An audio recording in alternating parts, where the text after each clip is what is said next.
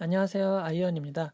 오늘은 곧 청약이 마무리되는 프레스티지 바이오 파마에 대해서 알아보도록 하겠습니다. 이렇게 알아보려고 하는데요.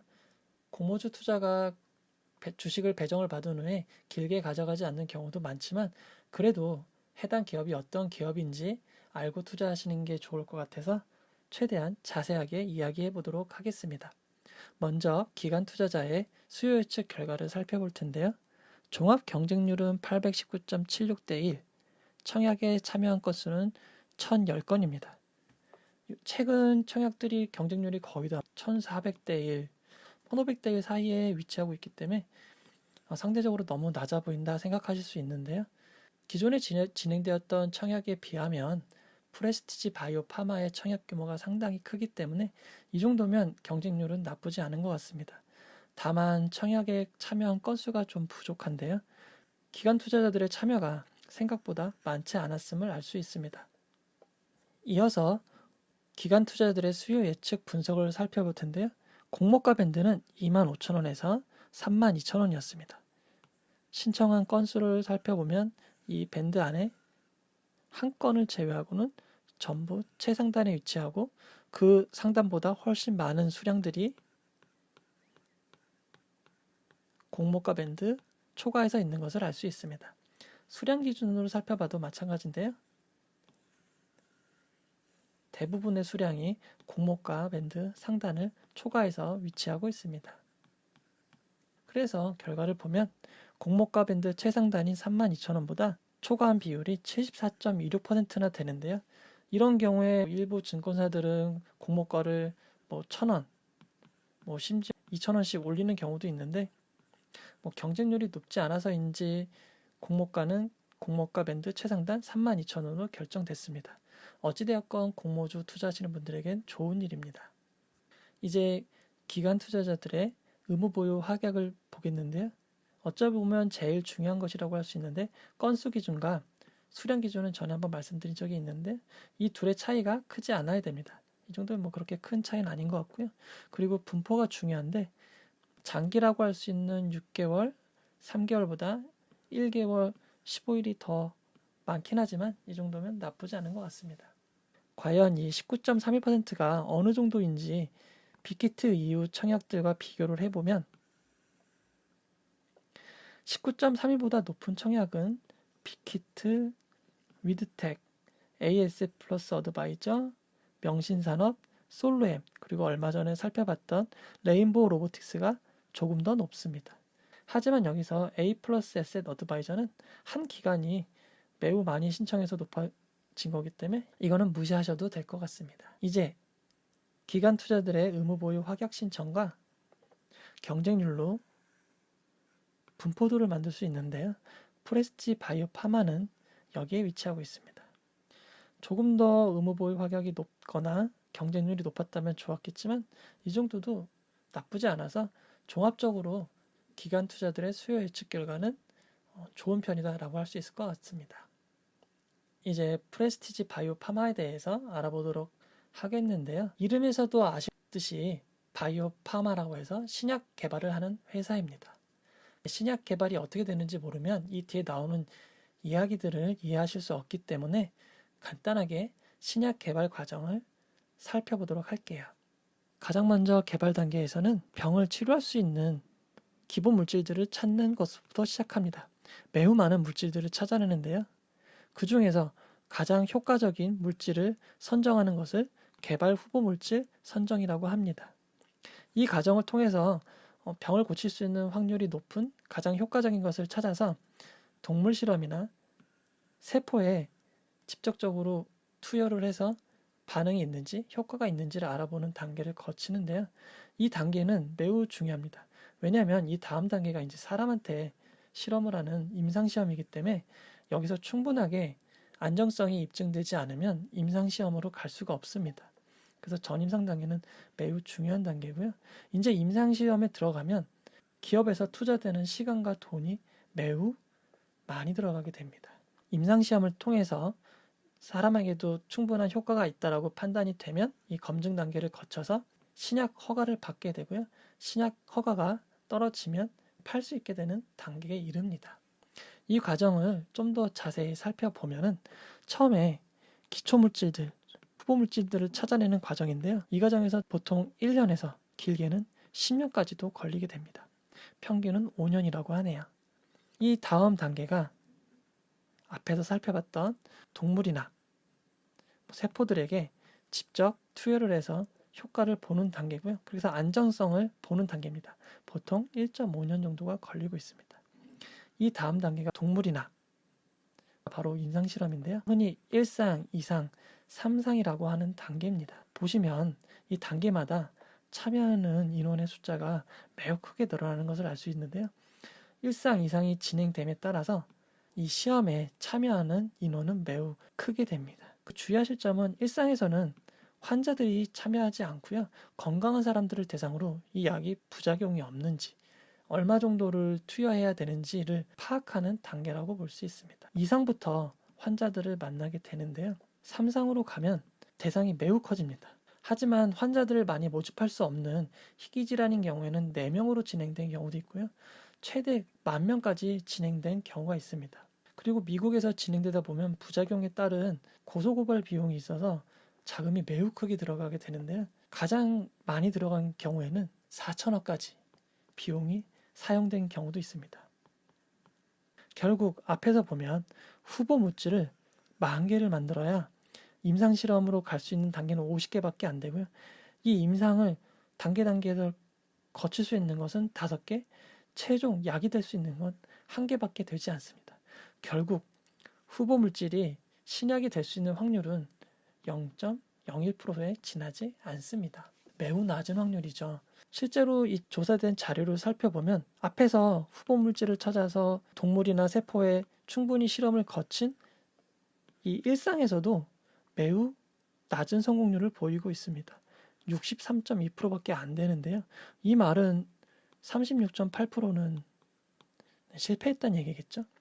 특히 이상이 매우 많이 실패를 하는 것 같은데요. 69.3%가 이상에서 실패를 하게 됩니다. 3상은 좀 더 확률이 높은데요. 58.1%. 그리고 이 단계를 다 통과해도 승인을 받는 단계에서도 85.3%, 100%가 아니에요. 임상이 전부 끝났다고 해서 약이 될 수 있는 것은 아닙니다.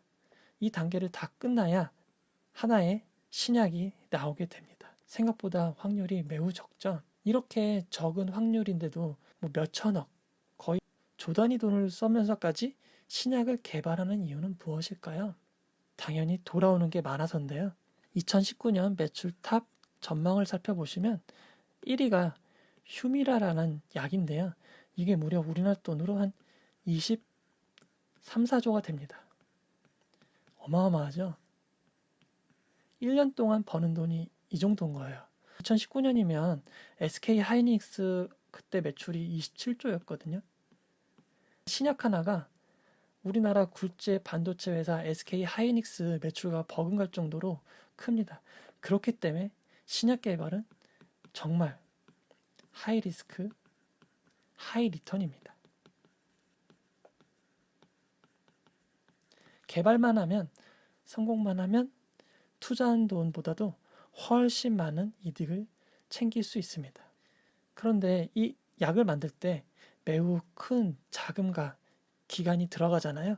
그래서 각국에서는 특허로 이 약을 독점적으로 팔 수 있는 기간을 부여하게 됩니다. 보통 유럽 같은 경우는 10년, 국내에서는 6년, 미국은 20년을 부여하는데요. 임상이 다 끝난부터가 20년이 아니라 처음부터 20년이라서 임상 기한이 길어지면 길어질수록 독점적으로 팔 수 있는 기한이 매우 짧아지겠죠. 그래서 이 단계를 줄이기 위해서 엄청난 노력을 합니다. 특허 기한이 끝나면 이제 누구라도 만들 수 있는 상황이 됩니다. 주의해야 할 점은 일반 화학약품 같은 경우는 아예 똑같이 만들 수 있어서 옛날에는 그걸 카피약이다 이런 식으로 했지만 이제는 그렇게 부르지 않고 제너릭이라고 부르고 있는데요. 바이오 신약은 화학적으로 만들어내는 게 아니라 세포와 같은 생물체로 만든 단백질이라서 똑같이 만들기는 매우 어렵습니다. 그래서 유사하게 만든다 해서 바이오 시밀러라고 부르고 있습니다. 제가 이렇게 신약과 바이오 시밀러를 이야기한 이유가 있는데요. 바로 프레스티지 바이오 파마가 이 둘을 모두 연구 개발하고 있기 때문입니다. 그러면 이제 프레스티지 바이오 파마의 청약 규모를 확인해 보겠는데요. 무려 청약 규모가 4,909억입니다. 일반 투자자들이 참여할 수 있는 금액만 해도 981억인데요. 웬만한 작은 코스닥 기업 상장 시가총액보다도 큽니다.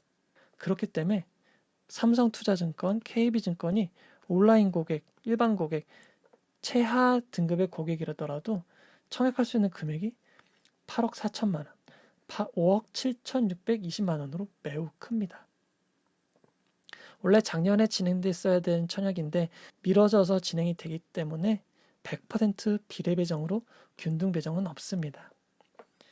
삼성증권은 이제 개설에서는 참여가 불가능하고요. KB증권은 마지막 날에 개설에도 참여가 가능한데요. 다만 증권회사로 찾아가시면 안 되고 은행 연계계좌나 비대면 계좌로만 진행이 가능한 점 주의하시기 바랍니다. 그런데 이 주식이라는 글자가 있어야 될 단위에 DR이란 단어가 있는데요. 과연 이 DR은 무엇일까요? 먼저 이 DR이란 단어를 보시면 바로 찾아보셔야 할 게 있습니다. 평상시에는 거의 찾아보시지 않을 것 같은데 회사의 주소입니다. 이 본사의 주소를 꼭 확인하셔야 되는데요. 이 회사의 주소를 보시면 싱가포르로 나와 있습니다. 우리나라 회사가 아닌 거죠. 이 주소를 구글 맵으로 찾아보시면 이렇게 자체 건물은 아니고 사무실을 조금 임대해서 쓰는 것처럼 보입니다. 진짜 이렇게 싱가포르라는 걸 확인할 수 있습니다. 물론 쿠팡도 지금 나스닥에 상장한다고 하고 있고요. SNK는 일본 회사인데 재작년에 코스닥에 상장했습니다. 소마전은 미국 회사인데 작년에 코스닥에 상장했으니 싱가포르 회사라고 해도 프레스티지 바이오 파마도 우리나라 시장에 상장할 수 있겠죠. 기본적으로 문제가 있는 게 뭐냐면 SNK는 일본 회사니까 주식이 엔화로 발행돼 있을 겁니다. 소마제는 미국 회사니까 달러로 발행돼 있을 거고요. 프레스티지 바이오 파마도 싱가포르 회사니까 싱가포르 달러로 주식이 발행돼 있을 겁니다. 근데 우리나라 주식시장에 거래되는 모든 주식은 원화잖아요. 바로 일본 주식, 미국 주식, 싱가포르 주식을 상장해서 거래할 수가 없는 상황이 있습니다. 그래서 이걸 가능하게 하는 방법이 나왔는데요. 지금 싱가포르에 있는 프레스티지 바이오 파마가 일반 회사들이 상장할 때랑 똑같이 대표 주관회사랑 인수계약을 맺고 상장 신청을 하고 증권신고서를 내서 진행되는 것까지는 똑같은데요. 주식은 싱가포르에서 발행을 합니다. 싱가포르에서 발행을 해서 그 주식을 우리나라 예탁기관하고 비슷한 은행이 됐던 그런 기관에 보관을 하고요. 여기 이제 싱가포르 주식이 있겠죠. 우리나라 증권예탁원에서는 이 주식을 확실하게 보관했다는 걸 확인하고 서로 계약을 합니다. 그래서 이 주식을 담보로 DR이라는 Depository Receipt이라는 예탁증서를 발행하는데요. 이 DR을 싱가포르에 있는 주식과 똑같다라고 보고 우리는 거래하게 되는 겁니다. 결국 이 DR은 이 주식에 대한 권리가 있는, 찾을 수 있는 권리가 있는 증서라고 보면 되는데요. 실제로 이 DR이 있으면 싱가포르 주식으로 바꿀 수가 있습니다. 근데 이걸 바꾸면은 거래할 방법이 없기 때문에 지금은 이 우리나라 유가증권 시장에서 DR로 거래하시면 아무 문제가 없습니다. 앞에서 외국 회사들이 우리나라에 상장한다고 했는데요. 주주 구성을 보면 매우 신기한 점을 알 수 있습니다. 소마젠 미국 회사라고 했는데 주주들 임원들 모두 우리나라 이름이죠. 프레스티지 바이오 파마도 대표이사랑 임원이 전부 우리나라 분들이고요. 이 메이슨 파트너스 이 회사는 결국 박소영, 김진우 대표이사 임원이 50대 50 지분을 가진 명목회사입니다. 전부 우리나라 이름을 가진 분이 지분을 갖고 있는 회사네요. 또 상장하는 네오 이뮨텍이 있는데요. 이 회사도 미국에 위치하지만 다 우리나라 분들이 대주주입니다. 그러면 왜 우리나라 분들이 외국에 가서 회사를 세웠을까요? 뭐 인재 영입의 이유도 있을 것이고요. 뭐 바이오 기업이다 보니 임상 실험이 용이하다던가 뭐 여러 가지 장점이 있어서 그 나라에 설립을 할 수도 있을 것 같습니다. 투자를 더 잘 받을 수도 있을 것 같은데요. 왜 상장은 우리나라에 할까요? 미국이면 나스닥으로 가면 되고 뭐 싱가포르도 뭐 SGX라는 거래소가 있거든요. 근데 왜 상장은 우리나라에 하려고 신청하는 걸까요? 이건 그냥 단순 제 추정인데요. 한 회사가 상장할 때 공모가를 산정하기 위해선 공모가 밴드를 만들어냅니다. 이 공모가 밴드는 그 회사의 가치를 추정하는 작업인데요. 대부분의 경우에 상장하려는 회사랑 비슷한 회사들을 추출하고 그 중에서 가장 적합한 회사들의 평균을 이용하고 있습니다. 그 결과 프레스티 바이오 파마의 유사기업은 셀트리온과 외국 두 회사로 결정이 되었는데요. 먼저 이 파이프라인이라는 걸 설명드려야겠네요. 이 파이프라인은 간단히 말해서 제가 후보 물질이 있고 임상 단계를 거치고 이렇게 쭉 제품화되는 단계까지 이 단계를 하나의 파이프라인이라고 합니다. 그래서 정말 그 물이 흘러가는 파이프와 같다고 해서 파이프라인이라고 부르는 거고요. 각각 뭐 췌장암 약이 있으면 이 췌장암 파이프라인을 하나가 있다고 보는 거고 다른 암이 있고 여러 가지가 있을 수 있겠죠. 각각 약이라든가 제품을 하나의 파이프라인으로 보고 있습니다. 셀트리온 같은 경우에는 벌써 하나, 둘, 셋, 넷, 다, 일곱, 8개의 파이프라인을 가지고 있는 거죠. 그래서 이 기업 가치를 파이프라인으로 나눴을 때 0.7이라는 수치가 나옵니다. 파이프라인 하나의 가치를 0.7로 보는 거죠. 이 회사는 파이프라인이 하나, 둘, 셋, 넷, 5개가 있습니다. 그래서 0.06으로 꼽았네요. 이 이름을 보니 중국 회사인 것 같네요. 이 회사는 파이프라인이 여기서는 0.20이라는 수치가 나왔습니다. 그러면 앞에서 셀트리온의 0.70과 앞에 0.06 그리고 0.20을 다 더하면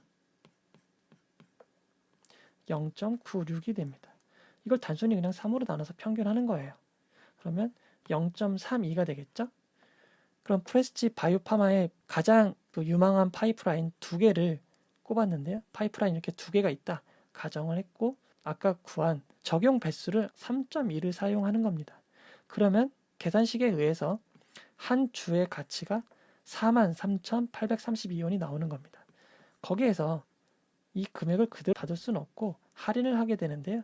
이 할인가를 정해서 25,000원부터 32,000원이라는 공모가 밴드가 산정되었고 수요 예측 결과로 32,000원이 공모가가 된 겁니다. 중요한 거는 이 43,832원이라는 결과가 나온 건 이 파이프라인당 배수가 0.32로 정해진 영향이 매우 크다고 볼 수 있는데요. 앞에서 살펴봤듯이 이 수치에 가장 크게 기여한 건 바로 0.70 셀트리온입니다. 만약 셀트리온이 없었다 라고 가정해 보시면 0.26이 되고 이걸 2로 나누면 0.13이 되겠죠? 그러면 한 주당 가치가 43,832원이 아니라 아마 17,000 얼마가 될 거예요. 갑자기 기업 가치가 60% 가까이가 줄게 되는 거예요. 비교 대상 회사가 바뀜에 따라서 회사 가치가 이렇게 변할 수가 있습니다.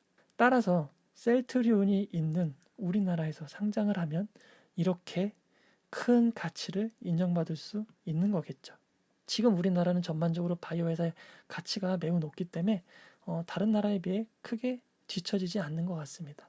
거기에 프레스티 바이오 파마는 2018년 매출이 0, 2020년 매출이 0, 2019년에 매출이 있지만 다 해봐야 184만 달러로 우리나라 돈으로 20억 조금 넘습니다. 이렇게 매출이 없으면 상장이 쉽지 않은데요. 하지만 우리나라에는 매출과 이익이 없어도 상장할 수 있는 제도들이 있습니다. 그런데 프레스티 바이오 파마가 상장하는 건 코스닥이 아니라 유가증권시장 코스피거든요. 코스피는 원래 기준이 매우 높습니다. 1000억 이상의 매출을 올리던가 50억 이상의 이익이 나야 기본적으로 상장을 도전해 볼 수가 있어요. 2015년 새로운 조건이 추가됩니다. 자본금이 2천억 이상이고 시가총액이 6천억이 넘으면 신청할 수가 있어요. 이 제도가 갑자기 생겨서 2016년에 기존 방식이었다면 상장할 수 없었던 삼성바이오로직스가 상장하게 되는 겁니다. 그리고 2020년 SK바이오팜이 상장하는데요. 이 요건으로 상장하는 세 번째 회사가 바로 프레스지 바이오파마입니다. 결국 매출이 없고 이익이 없어도 바이오 기업이 높은 가치를 받고 있는 우리나라에 상장하는 게 매우 유리한 상황이 된 것입니다. 이건 근데 단순히 제 추정이라 너무 믿지는 않으셨으면 좋겠어요.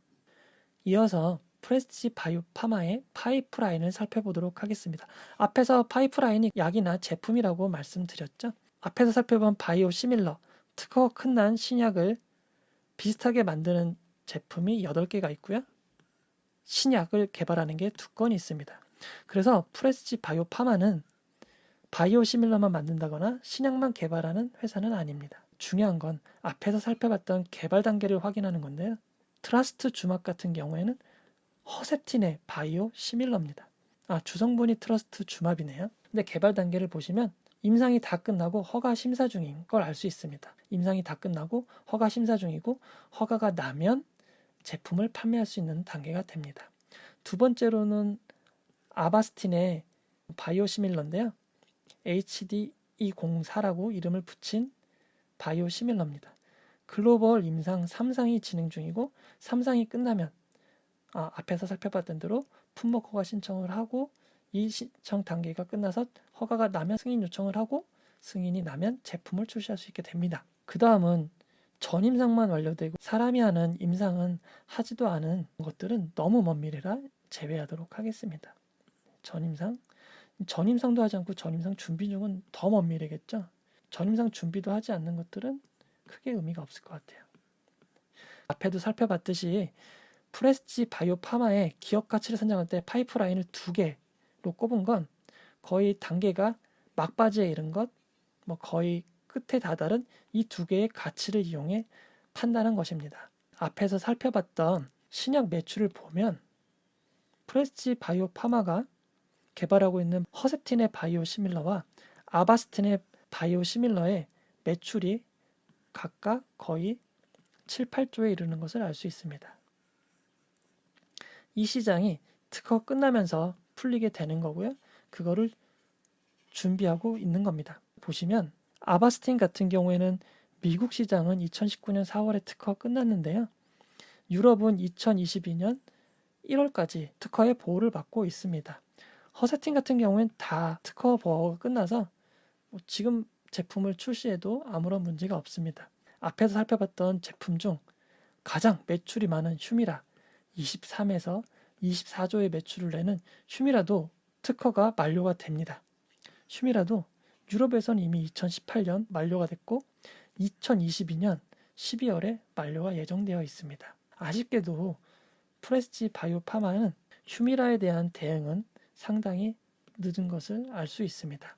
그럼 프레스지 바이오파마의 가장 핵심 바이오 시밀러인 HD201에 대해 알아보겠는데요. 허셉틴은 앞에서 살펴봤듯이 유럽 특허는 2014년 7월에 만료되었고 미국 특허는 2019년 6월에 만료되었습니다. 보시면 총 9개 회사가 개발을 진행했거나 진행 중인데요. 이미 5개의 회사는 출시마저 끝난 상태입니다. 가장 빨리 개발한 건 삼성 바이오 에피스가 유럽 시장에 2018년 3월에 출시를 했고요. 뒤를 이어서 셀트리온이 유럽 시장에 2018년 5월에 출시를 했습니다. 이거는 미국의 암젠이나 화이자보다 더 빠르게 개발한 쾌거라고 할 수 있겠네요. 프레스지 바이오파마는 이제 신청하고 신청 예정이라 빠르면 올해, 늦으면 내년까지 제품이 출시가 못 될 리스크가 있습니다. 이미 출시된 지 3, 4년이 넘은 허세틴 바이오 시밀러 시장에 진입해서 유의미한 시장 점유율을 차지할 수 있을지에 대한 리스크가 있고요. 하지만 회사 측에서는 뛰어난 기술력을 바탕으로 원가 경쟁력이 있어서 가격 경쟁력을 앞세워 9%의 시장 점유율을 차지하겠다고 밝혔는데요. 셀트리온의 분기 보고서를 확인해 보면 셀트리온이 현재 16%로 마켓쉐어 1등입니다. 9%를 차지하기가 쉽지 않아 보이고 기존에도 바이오 시밀러 회사들이 출시한 시장에서 새로운 경쟁자가 나타났을 땐 가격을 오히려 떨어뜨려서 막는 경우도 있었기 때문에 시장 점유율을 정말 차지할 수 있을지, 그리고 차지한다고 해도 수익이 발생할 수 있을지에 대한 의문은 있습니다. 너무 제품 개발이 기존 판매사보다 느린 것은 상당한 단점이라고 할 수 있을 것 같네요. 그리고 아바스틴의 바이오 시밀러 현황인데요. 아바스틴은 무려 14회사가 개발을 진행하고 있거나 개발을 완료한 상태입니다. 아바스틴은 유럽 특허가 2014년 7월 만료, 미국 특허는 잘못 나왔네. 2022년 1월 만료입니다. 네, 앞에서 살펴봤죠? 프레스지 바이오 파마는 지금 임상 3상 단계인데요.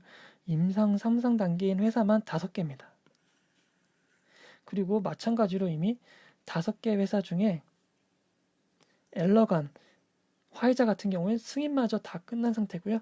유럽 같은 경우에는 특허가 만료돼야 출시할 수 있으니 출시를 아직 못한 상태고, 삼성 바이오 에피스는 유럽 시장은 승인이 끝났고 미국 FDA에 신청하고 있는 상태인 겁니다. 이것도 앞에서 허셉틴에서 살펴봤듯이 이미 제품이 개발된 회사들도 많은 시장에 뒤늦게 들어가게 되는 건데요. 앞에서도 살펴봤지만 임상 3상이기 때문에 실패할 가능성도 있습니다. 아주 낮다고는 할 수 없는데요.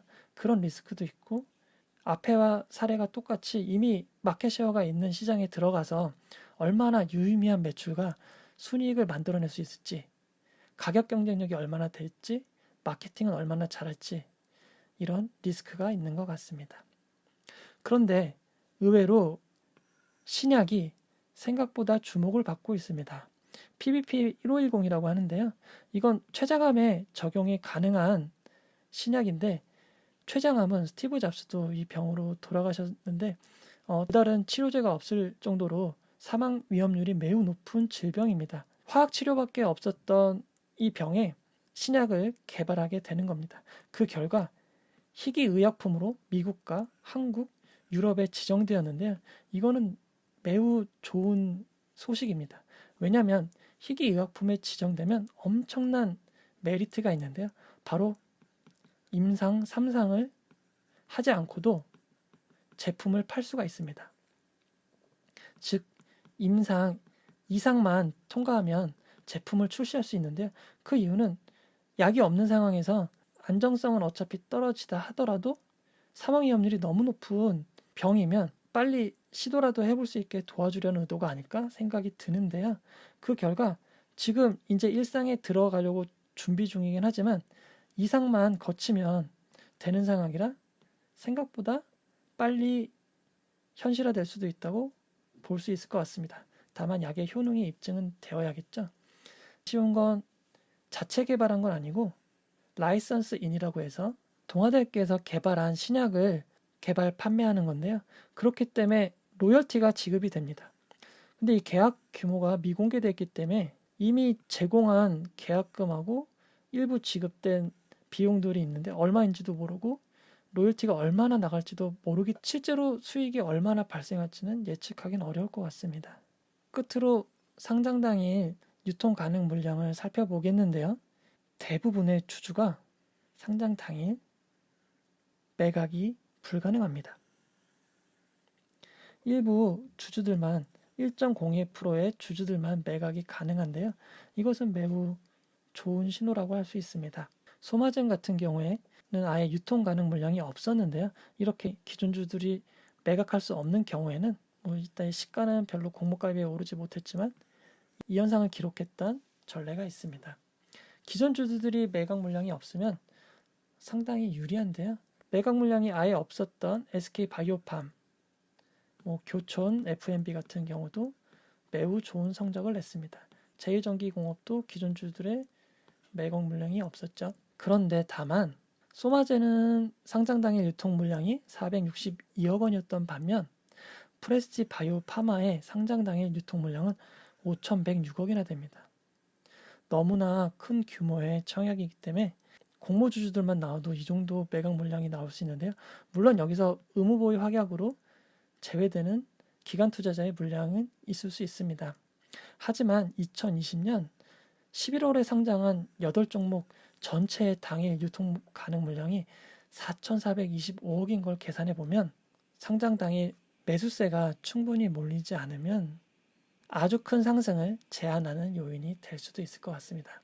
그리고 이번 상장을 통해 최대 주주들이 이익 실현을 하는 구주 매출이 있는데요. 보시면 주식이 각각 60만 주씩 줄어든 걸 보실 수 있는데요. 기존 주들도 조금 줄은 것을 확인할 수 있습니다. 상장을 통해 박소연, 김진우 대표이사 임원은 각 60만 주를 공모주주들한테 팔아서 이익을 얻게 되고요. 이 규모는 무려 192억 원이나 됩니다. 상장을 통해 각각 192억 원의 현금을 갖게 되는데요. 그 외에도 상장을 하면 박소영, 김진우 대표이사와 임원의 프레스티 바이오 파마의 지분 가치는 4,955억, 4,866억 원이나 됩니다. 지분 가치에 비하면 192억의 구주 매출이 나쁘다고 할 수는 없을 정도의 금액이긴 한데요. 그래도 상장을 통해서 최대 주주가 이익을 실현하는 모습은 그렇게 좋은 모습은 아닙니다. 왜냐하면 회사를 좀 더 잘 키워서 나중에 더 비싼 가치로 팔 수 있을 텐데 먼저 파는 것으로 보이기 때문에 시장에서는 별로 좋지 않게 보는 것 같습니다. 네, 이렇게 프레스티 바이오 파마에 대해서 좀 방대하게 알아봤는데요. 이 영상을 통해서 프레스티 바이오 파마가 어떤 제품을 판매하는 회사이고 신약은 어떻게 개발되는지, 바이오 시밀라란 무엇인지, 그리고 DR이 무엇인지 아시게 되셨으면 좋을 것 같습니다. 네, 저는 네이버 블로그 소유보다 경험을 운영하고 있는 아이언입니다. 재테크 관련 정보를 많이 올리고 있으니까 오셔서 이웃 추가해 주시면 감사드리겠고요. 이 영상은 프레스티 바이오 파마에 대한 투자 권유가 아닙니다. 투자는 오롯이 투자자의 판단으로 이루어져야 되는 점 주의하시기 바랍니다. 제가 아직 의욕만 있고 준비가 잘 안 돼서 또 떨리고 제대로 잘 못하긴 하는데 구독, 좋아요, 알림 설정 해주시면 점점 저도 편하게 잘하고 좋은 내용 전달해 드릴수록 노력하겠습니다. 잘 봐주셔서 정말 고맙습니다.